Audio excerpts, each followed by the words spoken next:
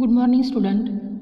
In previous lecture, we were discuss about the different type of system using in moving instrument. For example, the damping system, deflection system, and the controlling system. These three systems are produce a different type of torque called as the deflection torque, controlling torque, and damping torque. Okay. Then today we will discuss about in detail about all that three torque. Firstly, we will discuss about the controlling torque.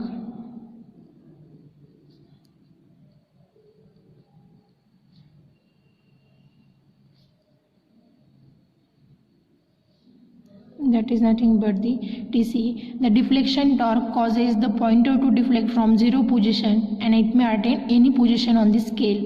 Okay, as you studied in the deflection torque, in deflecting torque, your pointer is moved from zero position to the some position or any position on the scale.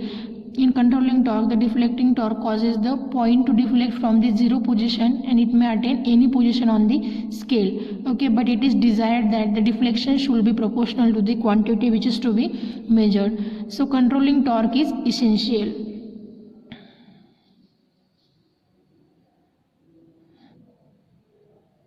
Controlling torque is essential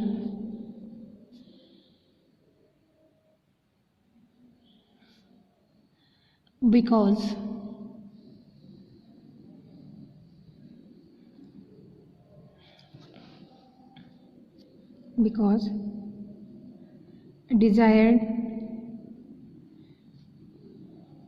desired deflection should be proportional to the quantity under measurement.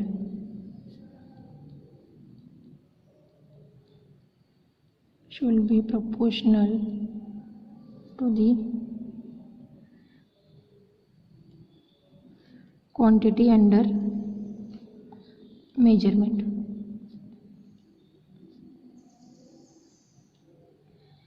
Then what is the function of controlling torque? The function of controlling torque is nothing but it produces an equal torque in opposite direction to the deflecting torque. What is the function? The first function is nothing but it produces equal torque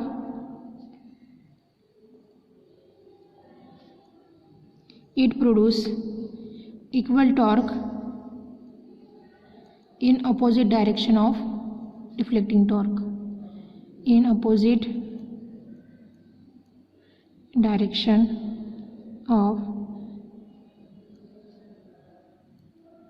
deflecting torque. This is the function of the controlling torque. And second is nothing but it bring back to pointer to zero position when deflecting torque become zero. When your deflecting torque becomes zero, at that time it bring back the pointer to the zero. This is the second function. Third function is nothing but the pointer shows final steady state deflection when controlling torque is equal to deflecting torque. What? The pointer show final steady state deflection. Your pointer shows final steady state deflection, but when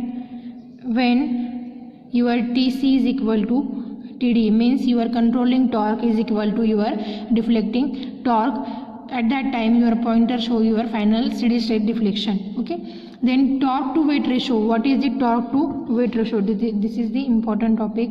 Torque to weight ratio. The moving system of measuring instrument should be light in weight. Okay, the moving system used in your measuring instrument should be light in weight.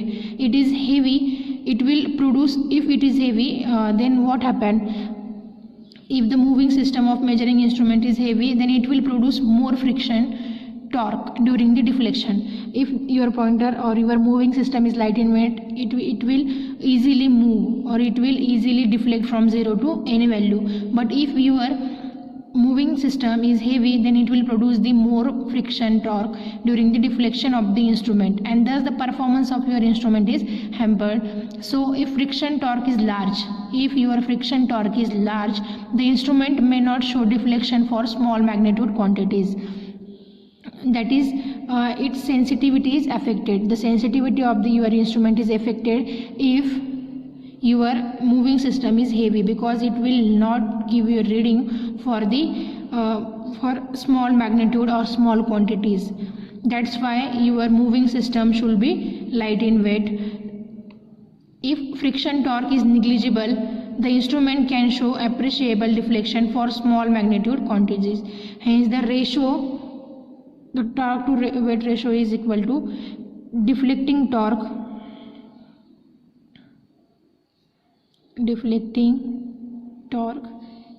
divided by frictional torque. This is your torque to weight ratio. It measures reliability of your instrument. Since frictional torque depend on the weight of the moving system, the ratio can be written as deflecting torque divided by weight of moving system. Okay, your frictional torque is depend on the weight of the moving system. That's why the ratio it can be written as the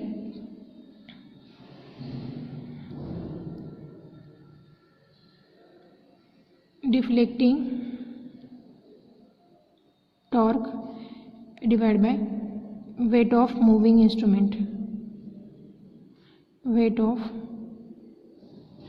moving instrument. Torque to weight ratio. More is the torque to weight ratio, better is the performance. More torque to weight ratio, then the performance is better. What? Better performance of your instrument.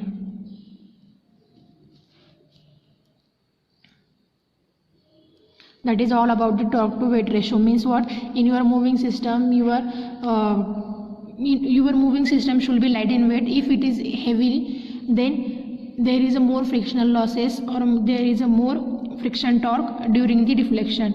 That's why we need the light in weight moving system, and more the torque to weight ratio, better is the performance of your instrument. Okay, there are some methods of controlling torque. First method is spring control, and second is nothing but the gravity control.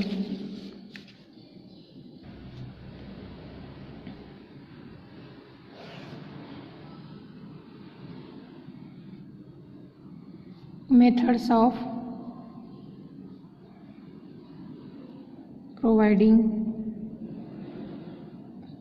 controlling torque. First is spring control.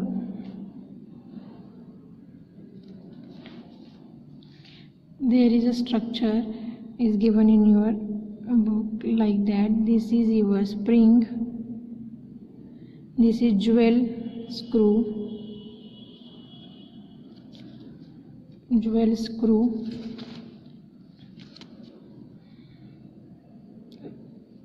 Here is your support or fixed point. Okay, you can call it support or fixed point.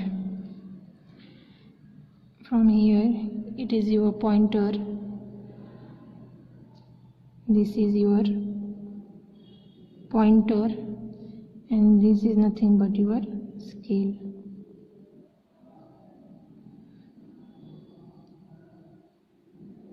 Like that. Okay, this method is commonly employed in the indicating instrument. Spring control. This method is commonly employed in the indicating instrument. A spiral wound of spring is made up of the phosphor bronze. Here is a spiral wound of your spring, and it is made up of the phosphorus bronze, which is attached to the spindle as shown in figure. This is attached to your spindle as shown in figure. One inner end of the spring is attached to the spindle, that is the spindle. One inner edge is attached to your spindle, and the outer end is attached to a fixed point or a support to the instrument. This is your inner end, it is attached to your spindle, and this is your outer end, it is attached to your support or the fixed point. A jewel screw. This is your jewel screw. A jewel screw is also operated for the zero adjustment. It is operated for the zero adjustment. In any indicating instrument, the spring is current carrying member. If there is any indicating instrument, there is a spring is current carrying member, that is it provide lead for incoming and outgoing current. Your spring is provide the lead for incoming and the outgoing current. The spring also produces controlling torque.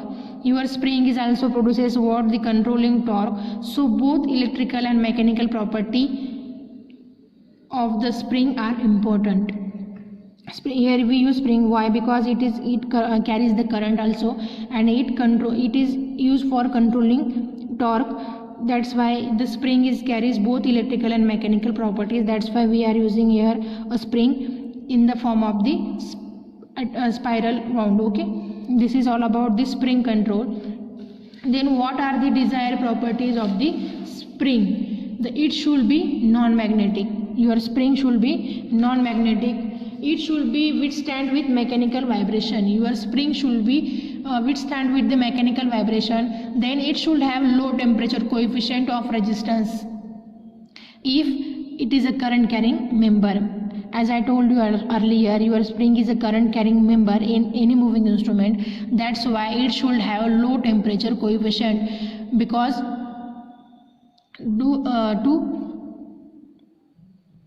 to work properly and not to break. Okay, what is the fourth property of your spring? It should not deteriorate with time. The phosphorus bronze material is best suited for the spring, the controlling torque.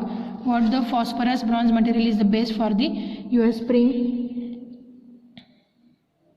The controlling torque is given as K theta, where K is a spring constant. K is the spring constant. Then theta is what? Angular deflection of your pointer. Angular deflection of pointer in radian from 0 to any position. Okay. Then the expression for controlling torque in terms of the physical parameter of the spring. We have to calculate the controlling torque in terms of the physical parameter of the spring are as follows. The TC is equal to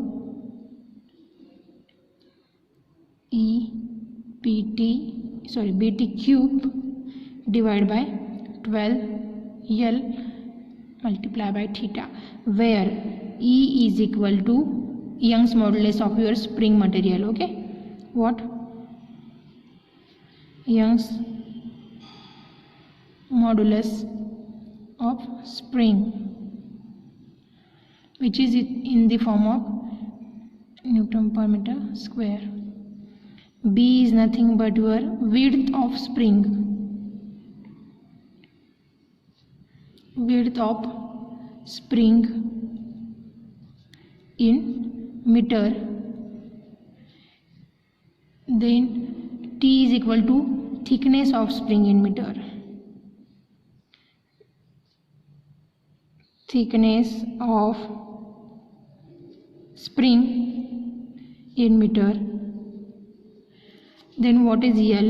L is equal to length of spring in meter. Theta is equal to angular deflection in radiant. Angular deflection in radiant.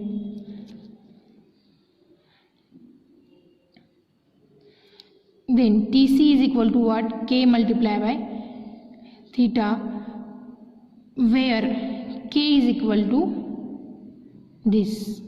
Okay, TC is equal to K by theta, where your K means what? Spring constant is equal to E BT cube divided by 12L. Okay, that is the formula, and K is the spring constant. As we know, K is the spring constant. Advantages and disadvantages of the spring control. There are some advantages of your spring control. The spring control is easy to apply. The spring control is very easy to apply. Then second, the spring material is non-magnetic, so it does not affect the operating flux. Your spring material is the non-magnetic material, so it does not affect the operating flux in your meter. The position of the instrument does not affect controlling torque. The position of your instrument does not affect the controlling torque. So instrument can be operated in the horizontal or vertical position. The instrument where you are using the spring control, that instrument can be operated in horizontal or vertical position, because the position of the instrument does not affect the controlling torque.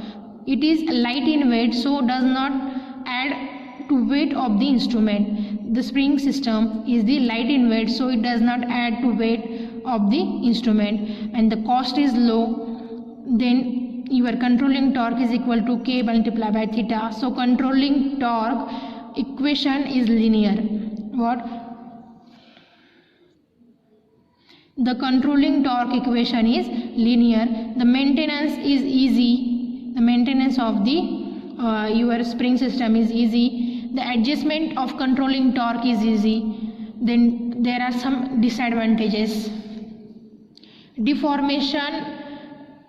If spring is stretched beyond its limit, it may loses its elastic property.